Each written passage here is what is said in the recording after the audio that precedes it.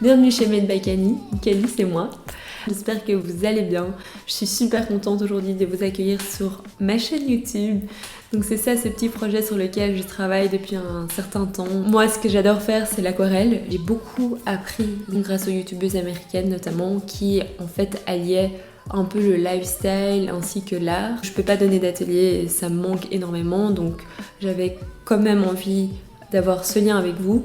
Donc que tu sois venu à un de mes ateliers ou pas du tout, que tu as juste tapé aquarelle sur YouTube et t'es tombé sur ma vidéo, ben voilà, c'est vraiment une vidéo pour tout le monde. Du coup aujourd'hui, qu'est-ce qu'on va venir faire? On va venir aborder un thème que j'adore et que j'apprécie énormément, c'est l'automne. J'étais censée donner un atelier là-dessus cette semaine.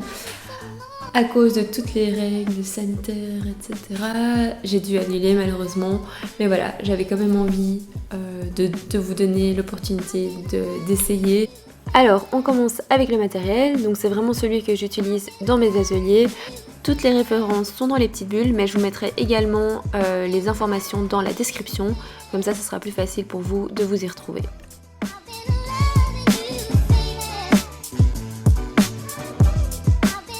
Vous l'avez compris avec le titre de cette vidéo, aujourd'hui ce qu'on va venir aborder, c'est le thème de l'automne. Je vais commencer par venir peindre quelques feuilles, donc la technique ça consiste à appuyer sur son pinceau, donc vous voyez que j'étale complètement mon pinceau sur ma feuille. N'hésitez pas à rajouter un petit peu plus d'eau, donc vous allez avoir des petites gouttes et des taches irrégulières sur votre feuille, mais c'est pas grave. Pour la deuxième feuille, on va venir s'amuser avec les couleurs. Donc comme vous le savez, en automne, les feuilles ont plusieurs couleurs. Donc on passe du vert à l'orange. Donc ici, on va venir utiliser la technique du mouillé sur mouillé. L'idée, c'est de venir rajouter quelques petites touches de vert sur ma feuille orange quand c'est encore mouillé. Donc vous voyez, ça brille bien. Je rajoute les petites gouttes et ensuite, je vais venir étaler doucement.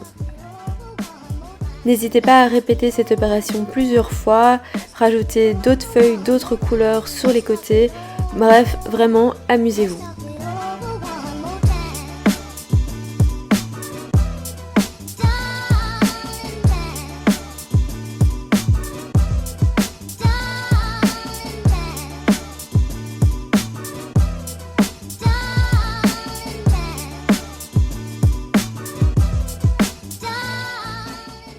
Le prochain élément qu'on va venir peindre, c'est ce que j'appelle la technique du mimosa.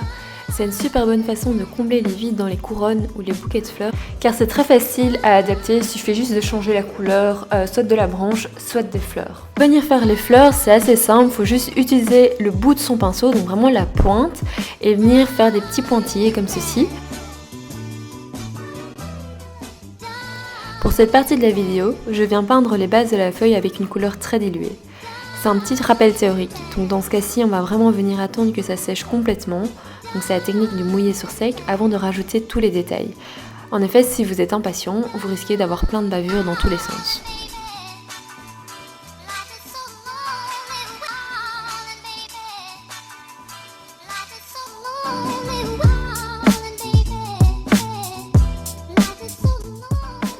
On s'attaque maintenant au potiron. Je vous ai préparé deux angles différents, mais la technique va rester la même. L'idée c'est de venir remplir les différentes parties du potiron en laissant un fin espace blanc entre chaque boucle. Pour donner de la dimension à votre forme, vous pouvez aussi rajouter de la peinture un petit peu plus concentrée quand la première couche est encore mouillée, donc la technique de mouiller sur mouiller, sur les bords et la laisser venir s'étaler.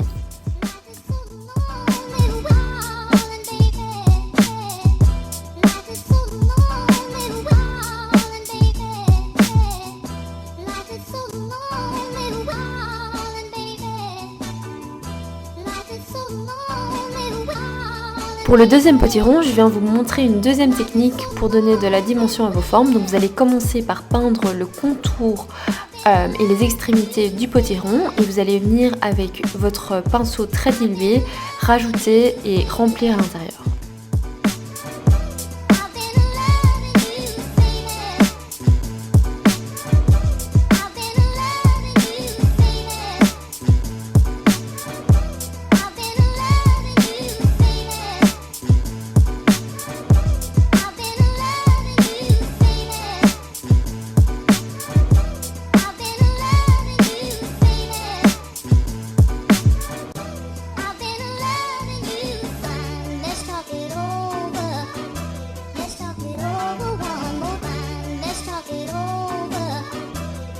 Maintenant que la première couche est sèche, on va pouvoir venir rajouter les détails. Donc comme tu peux le voir, je rajoute les détails sur les feuilles, mais je vais également rajouter des détails sur les différents potirons.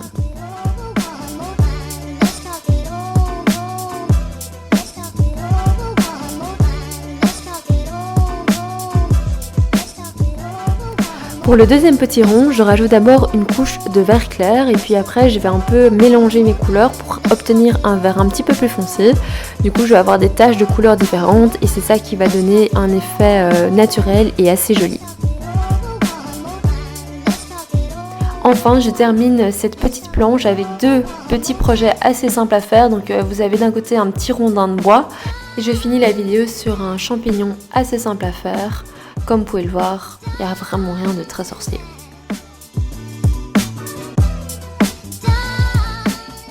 Voilà, du coup c'est la fin de ma vidéo, j'espère que ça vous a plu. N'hésitez pas à me laisser un petit commentaire pour me dire ce que vous voulez voir dans mes prochaines vidéos. Et on se voit très vite, à bientôt!